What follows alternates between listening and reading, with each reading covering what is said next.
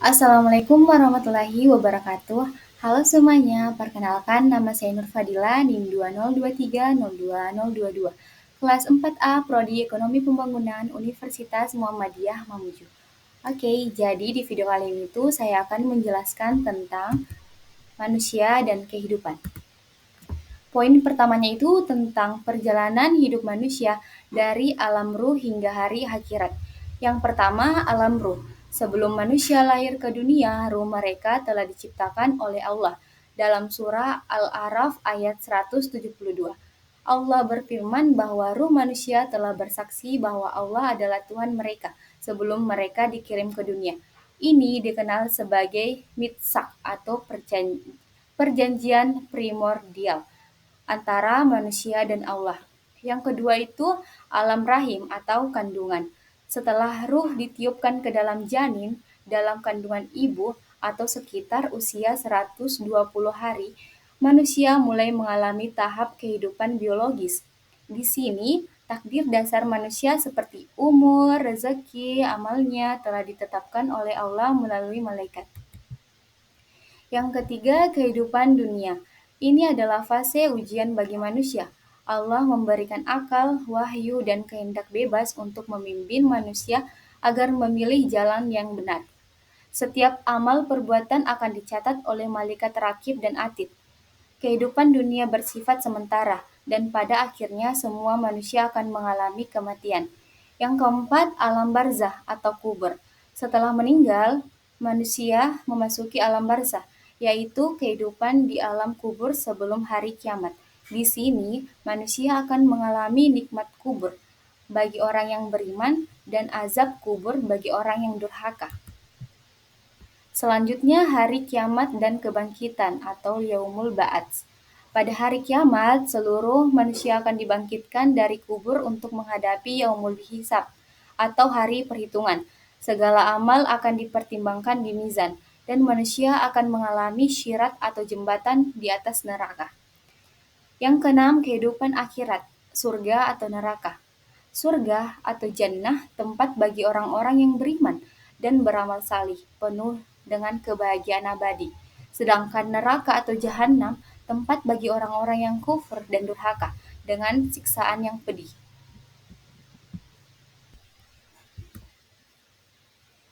Yang kedua, ragam orientasi hidup manusia. Orientasi hidup manusia merupakan cara pandang dan tujuan yang menjadi dasar dalam menjalani kehidupan. Setiap orang memiliki orientasi hidup yang berbeda, tergantung pada keyakinan, nilai, dan pengalaman yang dimiliki. Beberapa ragam orientasi hidup manusia yaitu yang pertama, orientasi materialistis. Manusia dengan orientasi ini mengutamakan harta, kekayaan, dan kesenangan duniawi sebagai tujuan utama hidup. Mereka cenderung mengejar kesuksesan finansial, status sosial, dan kepuasan fisik tanpa terlalu memperhatikan aspek spiritual dan modal. Yang kedua, orientasi hedonistis. Fokus utama orang dengan orientasi hedonis adalah mencari kebahagiaan dan kesenangan pribadi.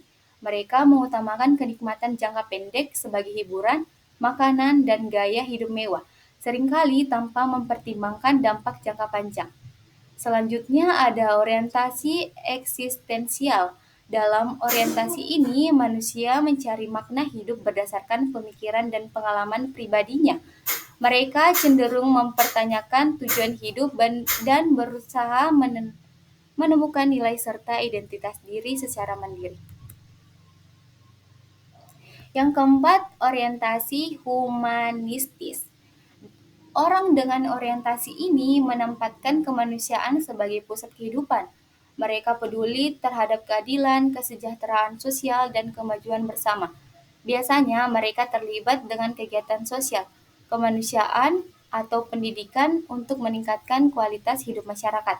Yang kelima ada orientasi religius atau spiritual. Orientasi ini didasarkan pada keyakinan terhadap Tuhan dan kehidupan setelah mati. Orang-orang dengan orientasi ini menjadikan ajaran agama sebagai pedoman utama dalam hidup mereka. Mereka lebih fokus pada ibadah, moralistis, dan mencari keridhaan Tuhan. Dan yang terakhir ada orientasi holistik. Orientasi ini mencoba menyeimbangkan berbagai aspek kehidupan material, sosial, spiritual, dan emosional. Mereka percaya bahwa kehidupan yang baik adalah yang mencakup kesejahteraan dalam berbagai aspek tanpa mengabaikan satu sama lain. Poin ketiga tentang tujuan dan fungsi penciptaan manusia. Tujuan dan fungsi penciptaan manusia dalam Islam, penciptaan manusia bukanlah sesuatu yang tanpa tujuan. Allah Subhanahu wa taala menciptakan manusia dengan peran dan tanggung jawab tertentu yang harus dijalani di dunia. Tujuan penciptaan manusia yang pertama itu untuk beribadah kepada Allah Subhanahu wa taala. Allah berfirman dalam Quran surah Az-Zariyat ayat 56. Dan aku tidak menciptakan jin dan manusia, melainkan supaya mereka beribadah kepadaku. Maksud dari ayat tersebut itu yang mengartikan tujuan utama manusia adalah menyembah Allah dalam segala aspek kehidupan, baik melalui ibadah formal seperti sholat dan puasa, maupun ibadah dalam bentuk perilaku baik sehari-hari.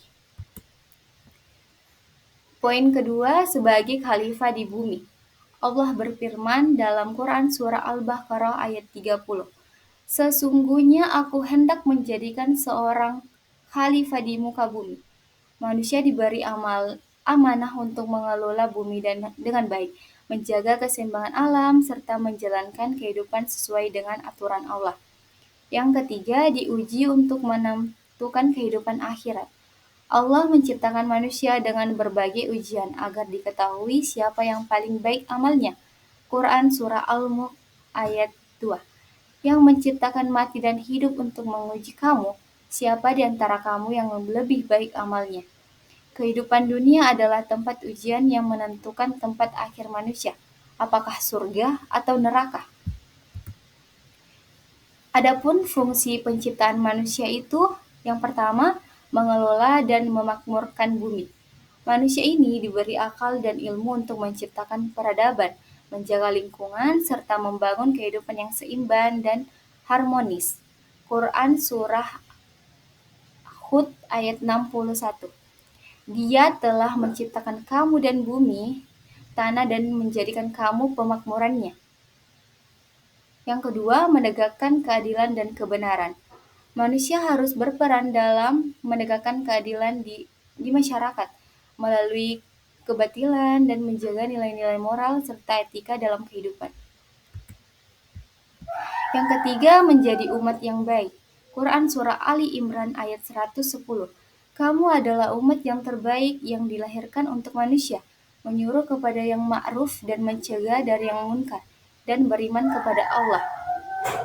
Fungsi ini mengharuskan manusia untuk aktif dalam amar ma'ruf nahi munkar atau mengajak kebaikan dan mencegah keburukan. Yang keempat, mencari ilmu dan mengembangkan potensi. Islam sangat menekankan pentingnya ilmu pengetahuan.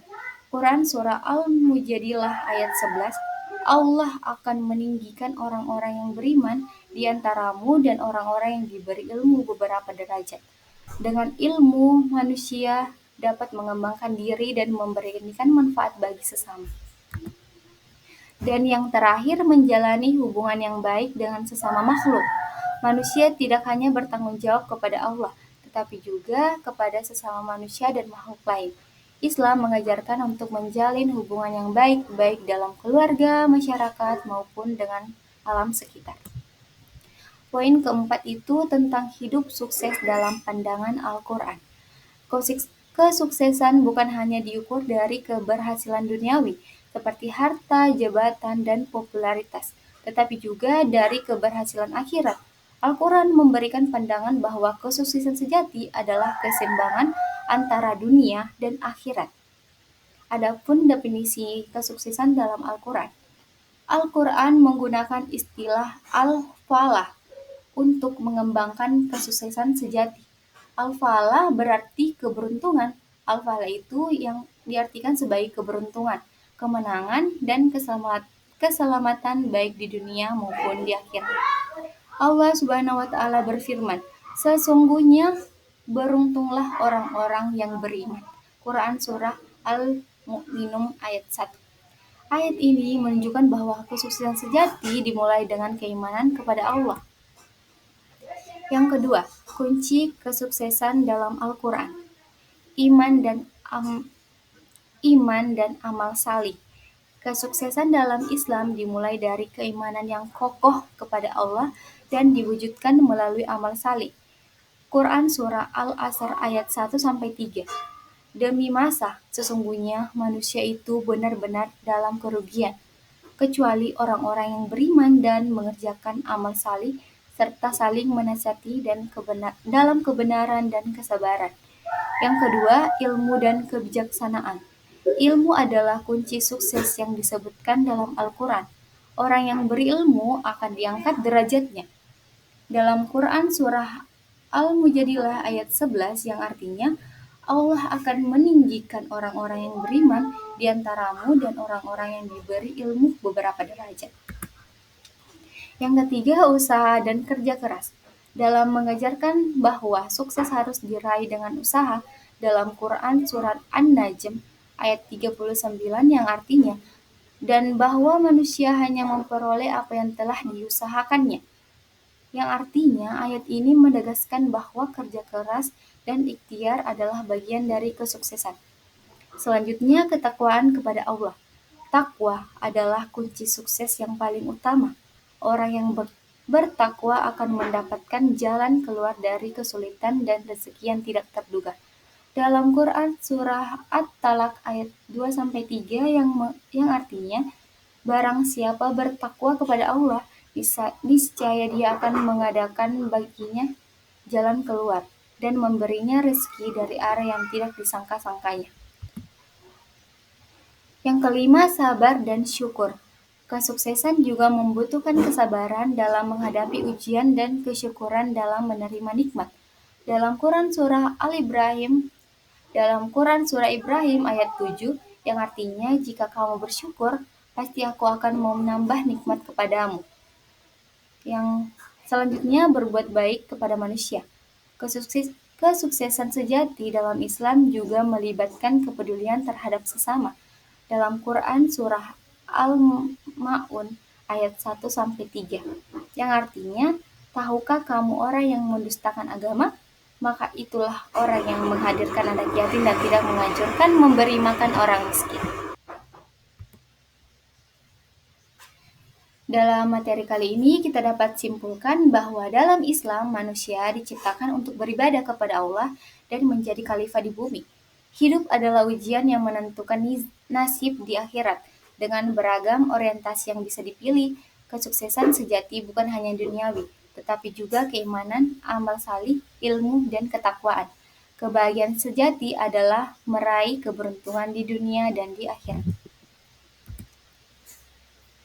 Itulah presentasi dari saya, semoga bermanfaat. Saya ucapkan terima kasih. Wassalamualaikum warahmatullahi wabarakatuh.